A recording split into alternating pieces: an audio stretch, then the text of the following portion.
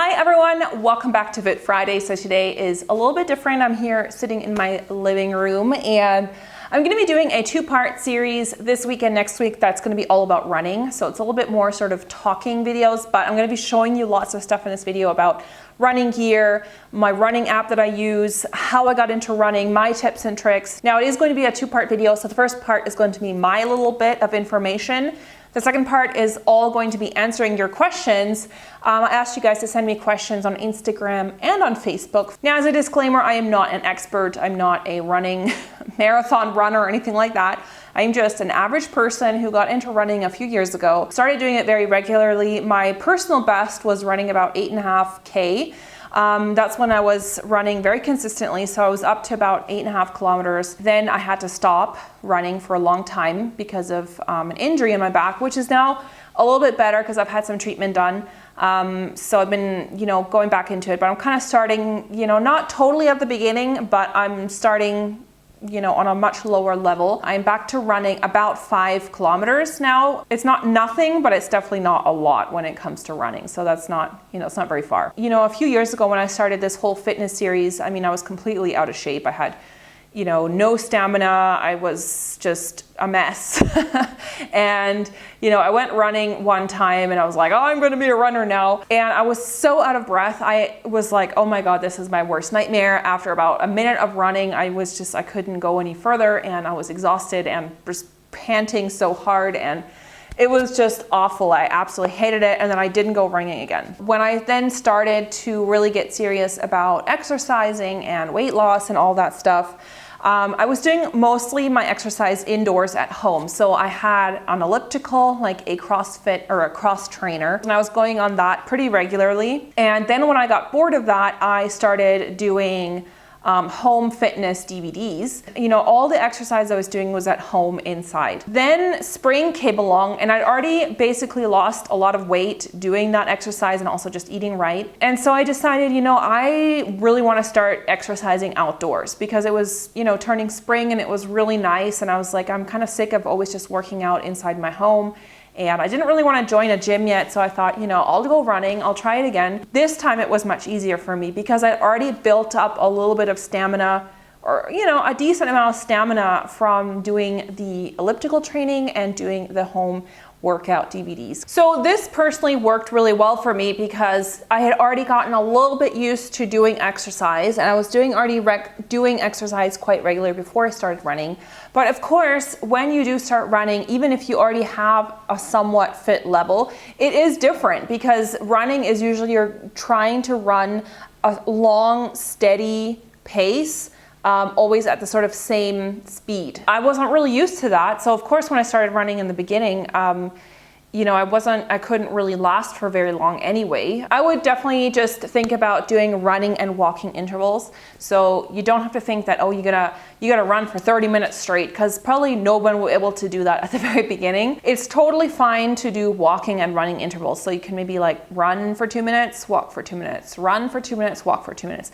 And then you can kind of build it up. Maybe run for 3 minutes, walk for 2 minutes, or run for 5 minutes, walk for 2 minutes. This way really helps because you kind of get into it more gradually, and it's totally fine to take those walking breaks just as long as you don't make them too long.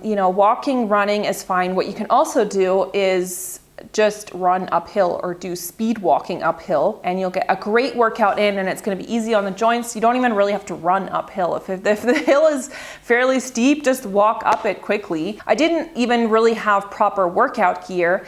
And then when I realized, okay, I'm actually going to start doing this a bit more regularly, I decided to invest in some proper gear. Now, I didn't buy everything at once, bought things as I needed them. But, running is just, I had so much fun doing it. As I started doing it more regularly, I started getting more motivated because I realized I was getting better and I could run for longer. And each time I went, I could do it for longer. I want to get better at it. So it's something that, once you start getting into it, you start to actually enjoy it. And yes, that is possible because I used to hate it and now I love it. You don't really need a ton of stuff. That's kind of what makes running so accessible. You don't need to buy a ton of really expensive equipment. There are a few things that I think you should invest in, and the most important thing that you're going to need when you go running are shoes. And that's really the one thing that you shouldn't skimp out money on. You can buy cheap like running workout gear, like clothing, but don't get like the cheapest shoes just because they're cheap. Really, maybe invest in a really good pair of shoes, because shoes will last you a really long time. They make all the difference, because they will, depending on, if you get like joint pain, for example, that's something that's very common in running, which I'll talk about. The kind of shoes you wear can make a huge difference for that. And also, before you buy shoes, is think about the terrain that you're going to be running on. If you're going to be running on asphalt, you're going to need completely different shoes than if you're going to be running inside on a treadmill, or if you're going to be running outside on a trail, like in a forest or on a mountainside or something like that. I personally go running outside in a trail, so I need trail running shoes. Now, trail running shoes have a much more, like a good sole that is really grippy, and it almost kind of looks a little bit like a hiking boot sole, but it's not as heavy as a hiking boot, and it just really helps you to get a good grip, because if you're going outside now in the fall, there's wet leaves on the ground. If you're going in the winter, there might be snow, it might be muddy or whatever. So there's different kinds of trail runners. There's ones with, for example, with Gore-Tex, that are waterproof. You can use those in the winter. Go to an actual store that specializes in running shoes, really shoes made for runners. And there are stores like that. They're usually kind of specialty stores, but the people who work at those stores are often way more knowledgeable than at these huge sort of athletic, just generic stores. Me personally, this is just me, I love Asics shoes.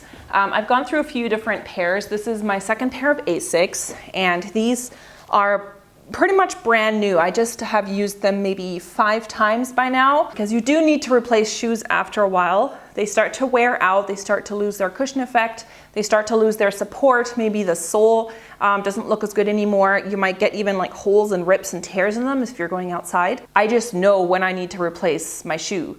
It just feels different. It doesn't feel as supportive. I feel like it's not cushioning anymore. With the ones I had previously, I was actually starting to feel the ground underneath my foot, so whenever my foot struck the ground, I could like feel the rocks and stuff. Now, these are the Asics Gel Fuji Trabuco 4. These are actually men's shoes, because I have quite large feet. I can't find these in my size in the ladies version, but they're just as good. The only thing is that men's shoes are a little bit wider, so I actually have an insole in these just to make them a little bit more comfier. These are awesome. Now, these are trail runners. You can see how the sole here is much more sort of grippy. If you're running on asphalt, or especially if you're running indoors on a treadmill or a running track or something, you won't need such grippy soles, because these trail runners tend to be a little bit heavier than indoor shoes. But if you're going outdoors, definitely get trail runners. The ones I had previous were also trail runners.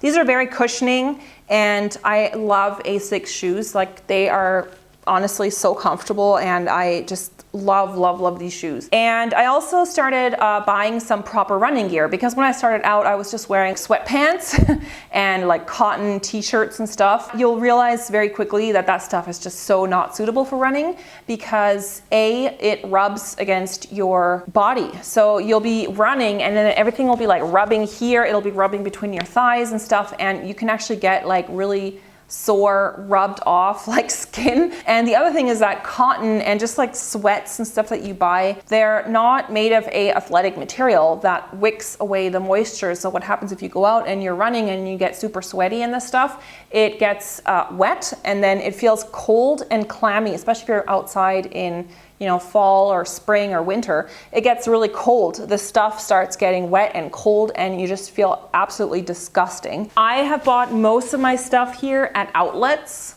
in the States. Whenever I'm in the States, I go to an outlet like an Adidas outlet or a Nike outlet. It's a little bit less expensive, and I feel like the stuff's really good quality. What I am using right now, because it's colder, so in the colder months, I wear these kind of pants that are close fitting, because you're not going to get any rubbing with this. It like moves with your skin, especially like between your thighs. Your thighs won't rub, because you'll be protected by this. So there's no skin to skin contact, but it feels like a second skin. It's so comfortable. Yeah, they go all the way to my ankle. I've had these for a really long time. I might need to get a second pair, because I actually have fallen down a few times when I tripped on rocks and stuff and I fell. There's some holes here at the knee. What I also recommend is when you buy running pants is that you get some with a drawstring. This for me is like essential. A lot of these sort of like trendy kind of pieces nowadays often don't have a drawstring. And I find that just useless because when you're running, that stuff just falls down. No matter how elasticated it is, it just falls down on me. So I always need the drawstring because this is not elastic, right? So this, when you tie it, it stays. And you also want to make sure that when you buy some that you have a pocket somewhere, like a tiny little pocket. It's usually on the side or on the back where you can put a key because, you know, if you're going to be running, you don't want to be holding stuff in your hand and you're not going to have a purse or something. So you need to think about where you're going to put either your car key or your house key or whatever. These are not lined. They're not like, there's no fleece lining or something. And I've actually worn these in the winter and they're fine, but you can get, if you're planning to go running in a super cold place or in the winter, you can even get these pants that are lined with fleece. Top, I usually wear right now, I'm just wearing like a top like this. This one is by Adidas. I got this at an outlet. It's just a long sleeved running shirt. Just like with that athletic fabric again, that wicks away the moisture if you sweat. In the summer, I will wear something like this. I will wear running pants that are not all the way to the ankle. These are more like, sort of like capri pants style, like they end around on your calf. I think these ones are the Nike Drive Fits, really excellent quality. I got these also at an outlet. I've had these for a really long time. I've washed them like a million times. I wear these to the gym also. This is like what I would wear to the gym. Also have a drawstring, super important. Drawstrings are essential. For a top in the summer, I will wear something like this. Now this is, I think, from Adidas, again, outlet. So this top is more loose. It's really, really loose. It has like a cross back like that, so it doesn't fall down or anything. It's a Climalite, so it's super light material, and it has really big armholes. So obviously I wear a sports bra underneath this, of course. Also under the other stuff I wear a sports bra, and I'll talk about that in a second. But this just lets all the air in and out. So I feel like this is great for summer because I don't like to wear tight-fitting stuff on the top in the summer because I sweat way more. Jackets, I have two running jackets. This is the first one that I bought. This is also by Nike Dry Fit, from their Dry Fit range. And I just have this jacket. Now this is kind of a lighter jacket. Now this has also a hood. I like this in the springtime because sometimes in spring it can still be chilly, but it's not like super, super cold. And this is sort of like a medium warmth jacket. It has a zip, it has two pockets. I was wearing that jacket and then I was starting to run when it was getting colder and colder, like in November, December. There was like starting to be snow on the ground and stuff. And this coat wasn't warm enough for me anymore for running. So the next time I was in the States, I went to another Nike outlet. I think this was near the premium outlets in Seattle, and I bought this awesome jacket, which I looked for this last time on the Nike site and I couldn't find this exact coat anymore, or this exact jacket, but I'm sure they make something very similar. It's lined with a very, very cozy, super cozy, like microfiber fleece material. And then it also has like a waffle weave fleece here, which makes it even warmer. It has a hood, which you can actually remove. And there's also like a tightening thing here, which is important because sometimes when you're running, you don't want the hood to like slip over your eyes. And then it has like tightening things here. And it's just like so well thought out. This is really where I noticed the difference in price. Something like Nike, they've really kind of thought of everything. And sometimes like the sort of cheaper generic stuff is just very basic. But like this hood is also removable, so you can take it off. Then it also has here in the back like a large pocket here, which would fit even like the iPhone Plus, I think. It's big enough, where your hands are like half covered, and then you can even flip this over if you don't have gloves or you forget your gloves, and it's like mittens, so you can run like that with mittens. It's a little bit uncomfortable, so I mean, this is only if I forget my gloves, I have that option, so it's really cool. So this jacket is amazing. Unfortunately, this is no longer, like, I bought this a few years ago, so, but they might have something very similar on the Nike site. I'll see if I can find something and I'll try and link like a similar version. So I'm planning on wearing these when it does get really cold. You'll need gloves. So I got these ones by Black Diamond. Now these were a little bit more pricey, but they are so amazing. Mid-weight digital liner series. And they're just so amazing. They're so cozy. They're lined with a super soft fleece inside. And the digital means that this is like covered, so you can actually use your mobile phone with these gloves on. The other thing, of course, I wanted to talk about is sports bras. Now, I don't have like I'm not a very chesty person. I don't have like a very big chest. So the one that I have is by Nike. And this is the bra that I'm wearing. I don't know what this is exactly called. I think it's also from the Dry Fit range. It has the cross in the back like that. Now this I think is a medium support bra. They had one that was even lighter, but this one has kind of spaghetti straps here. If you are someone who has a big chest size, you'll need the more supportive version. Now the more supported sports bras will have like a thick band here so that the weight of your breast won't just be on these little tiny spaghetti straps. I mean, these are not that tiny, but like for me they're fine, but you know, they'll have like broader straps here, so it'll really help you to support your chest. And basically sports bras just like flatten things out and make sure that they don't move. So the tighter you can wear is the better. Like don't get one that's like too big for you, even though it might be a little bit more comfortable. Like get one that's really sort of flattens your chest down if you do have a big chest. Well, in the summer when I get super sweaty out, I like to wear one of these sweatbands on my wrist like this. And these are actually, I think you can get them in like the tennis section, because I know a lot of like tennis people wear this. So when I start to get like super sweaty, I'll just like use this to wipe the sweat off, because I do tend to sweat a lot around my head. A water bottle. Now I generally don't like to wear these things because they are kind of uncomfortable and they do bounce around a little bit. You know, these strap them on and then you can tighten them. So this sits around the back, like kind of just above your bum. It sits in the hollow of your back. So that is fairly comfortable, but it does kind of bounce around a little bit. I only use this in the summer, basically, when I get super, super, super hot. Otherwise, I will just use a big glug of water before I go running, and then when I get back to the car when I'm thirsty, I'll just chug some water. Now the other most essential thing when running for me is music. I absolutely need to listen to music when I go running, and I tend to listen to either like hard rock or like electronic music, tech house, electro house, something like that with a very steady beat. Something very high energy. If you are taking your phone, I actually store my phone in my bra, like in my sports bra, because I don't have like the biggest chest, like I said, so I stick it in there. If you don't want to carry something like your phone, and this is really what I was using before that, is this, and this is awesome, and I still use this. I use this sometimes for runs, or actually no, I use this mostly now for the gym, and this is the SanDisk Clip Sport MP3 player. These are very inexpensive, and you can actually expand the memory really easily. You can add an additional card slot in here from SanDisk, you know, like the micro SD cards. You can just add a micro SD card. You can load any MP3 on here. You can also listen to audiobooks on here. I have the 6S. I mean, it's much, much smaller. And it has a clip here at the side. You see that? So you can just clip it onto I usually clip it onto my pants.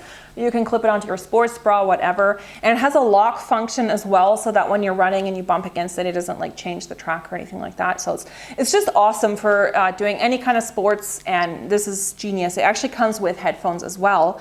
But this is the other thing, I actually bought some new headphones. Now you don't need all these things. Like I said, this is really just, the more you do it, the more you kind of want to invest in it. So I bought these awesome headphones, and I recommend these to anybody. These are in-ear phones. You never see runners with these big clunky things on here. I mean, I haven't, just because I think they move around. These things don't fall out of your ears. Like, they're awesome. These are by Sennheiser's version CX 3.0. Just so good. The sound quality of these is incredible. Like, the bass on here is so good. Like, I listen to a lot of very bass heavy music, so the quality of the bass is just incredible, and this also cancels out noise. Love this. Like, I'm just in my zone when I have these earphones in, and they're just so good. Like, they stay put. Like, I can hardly even hear myself now, but like, they just do not fall out. I'll have links to all this stuff below if you want to check it out. Now for running, I started to take my iPhone with me for two reasons. One is just for safety, because actually on 2 occasions I have fallen down when I was running and kind of injured myself. One time I sprained my ankle, and one time I just fell really weird and like cut up my entire hand. Whatever, shit happens. So nothing like serious has happened yet, but I was just thinking, if something serious happens and I'm like by myself in the forest or whatever, you know, I can like call somebody. So that's the first reason, just for safety. And the other thing is that I have downloaded a new running app on here, and a lot of you guys have actually asked about it. And the app that I got is called Runkeeper.